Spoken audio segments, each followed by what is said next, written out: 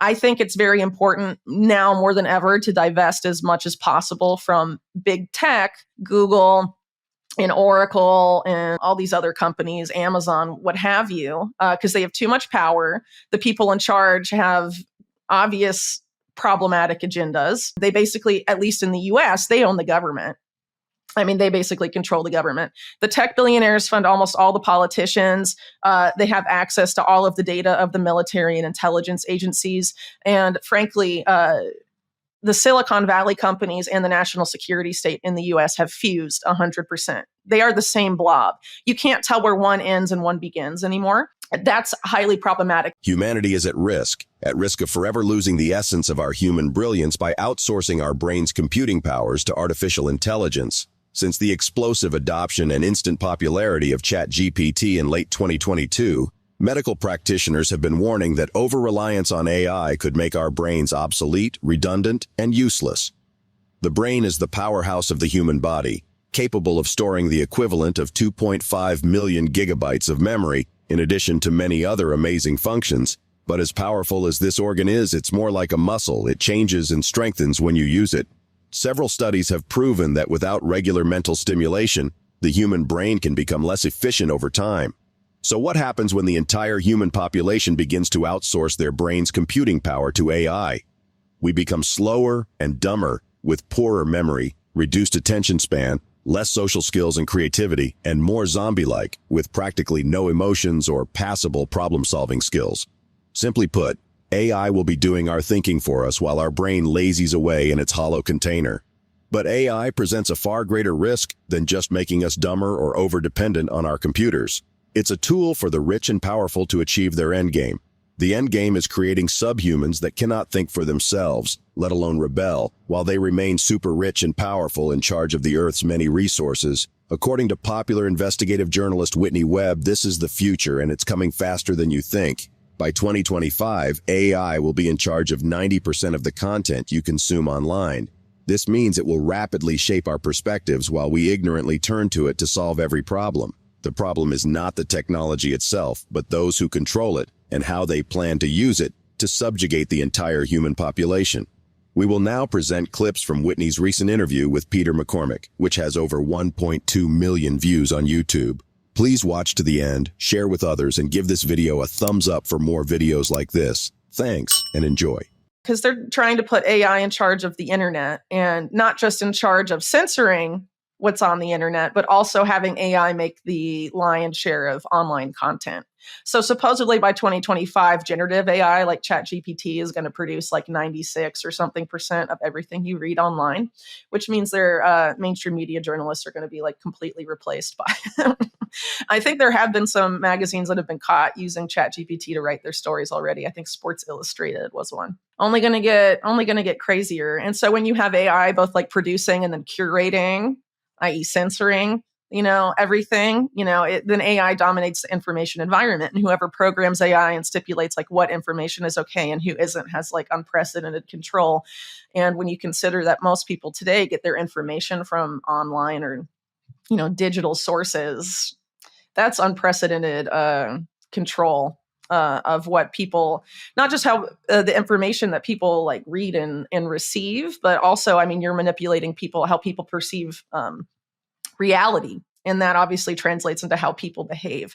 And actually, Henry Kissinger, who I'm sure died recently, and the guy that he named as his heir, which is Eric Schmidt, the former Google CEO, wrote a book on AI explicitly about that, and how AI is basically going to control how we perceive reality by taking control of online content in its entirety. And that us becoming increasingly dependent on AI for everything is going to cognitively diminish people so that we won't be able to perceive reality or make sense of anything without AI doing it for us. I think the whole idea of getting a lot of people to like use Chat GPT and all of this stuff is to lead us down this path that Kissinger and Schmidt, among others, sort of are charting out for humanity, where it's pretty much common sense though. Like if you develop a skill and then don't do it for 10 or 15 years, for example, you kind of forget how to do it, right? Or even, I graduated from university like a little more than 10 years ago. How well do I recall the stuff that I took in university? Not great, right? So there's this whole idea of if you don't use it, you lose it. So if people are depending on AI to tell them where to turn when they're driving their car, and no one uses like actual maps anymore. I mean, I understand that it's convenient, right? And I'm not saying like, oh, we need to go back to the 90s, right? But I mean, it becomes after a while a slippery slope where people are just having the computer tell them everything to do. Every step of their lives ends up becoming micromanaged to an extent. And the idea is that AI, through all the data that it absorbs about us, knows so much about us. Some of these people say it knows us better than we even know ourselves. There's that allows for an unprecedented degree of manipulation. And the problem is that the people producing and programming AI and ultimately controlling AI and what it can do not have our best interests at heart. And it is not a good idea to basically hand them our brains in a bag. Who owns AI, right? It's pretty much Silicon Valley companies. So like even OpenAI, Sam Altman's thing, that's essentially like owned by Microsoft, right?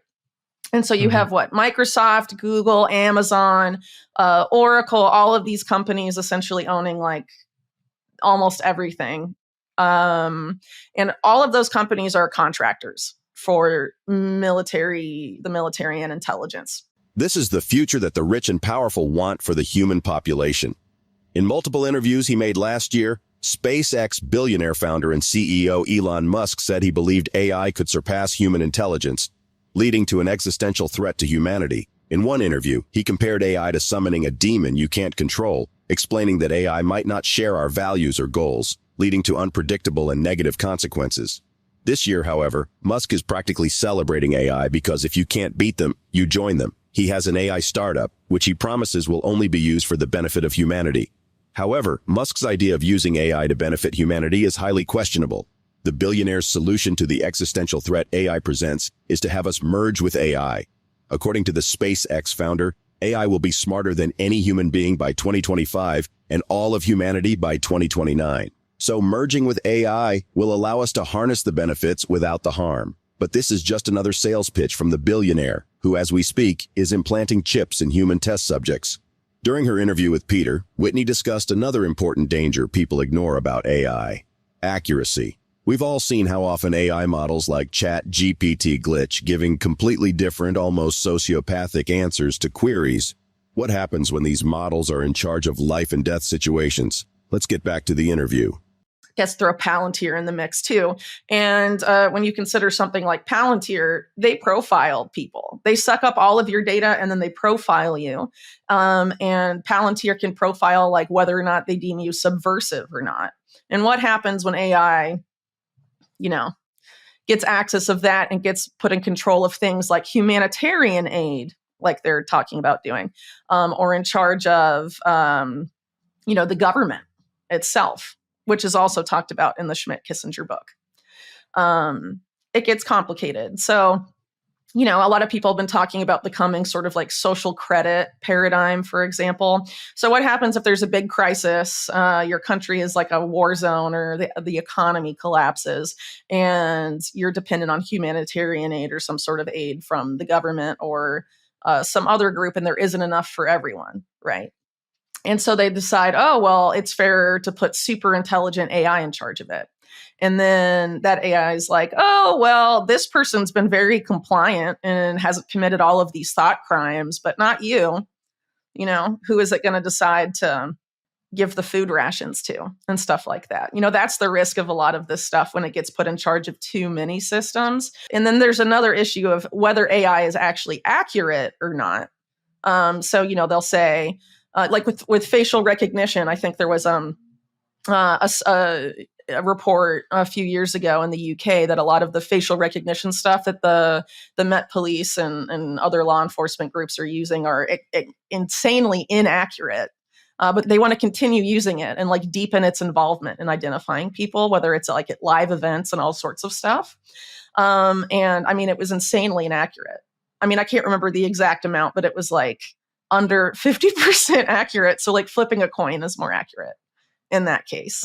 And what happens when AI algorithms that choose who lives and who dies, you know, are put in charge of stuff and they're like 70% accurate or less? Because, I mean, the government's really corrupt with contractors. Like, they don't always pick the best contractor for the job. So someone has connections that gets their AI in charge and they oversell their AI and say it's 90% 95% accurate, but it's not audited by an independent company, right? And so it's actually like in reality 65% accurate or something. And you're putting it in charge of like stuff that has a major effect on people's lives. That kind of stuff is happening. And it's, I mean, I'm talking about stuff that hasn't necessarily quite happened yet, but we're headed there. I think it's very important now more than ever to divest as much as possible from big tech, you know, Google and Oracle and, you know, all these other companies, Amazon, what have you, because they have too much power. The people in charge have obvious problematic agendas. And they basically, at least in the US, they own the government. I mean, they basically control the government. The tech billionaires fund almost all the politicians. They have access to all of the data of the military and intelligence agencies. And frankly, the Silicon Valley companies and the national security state in the US have fused 100%. They are the same blob. You can't tell where one ends and one begins anymore.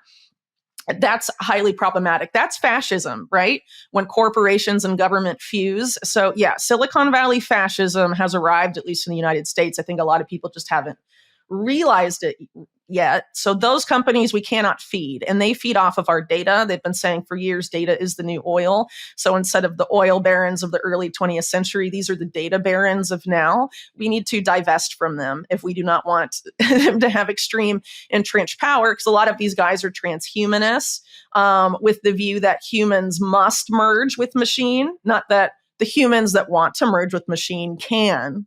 Right. And a lot of this stuff becomes like highly problematic after a while, including a lot of their visions for how human society needs to be organized. You know, they're very clearly, the majority of them, not interested in democracy at all. They're interested in some sort of technocracy or some sort of authoritarian, very controlled environment. It goes without saying that the global elites care nothing about humanity or the planet or any of the nonsense they regularly feed us. They only care about control and power, and they would do just about anything to achieve their aims.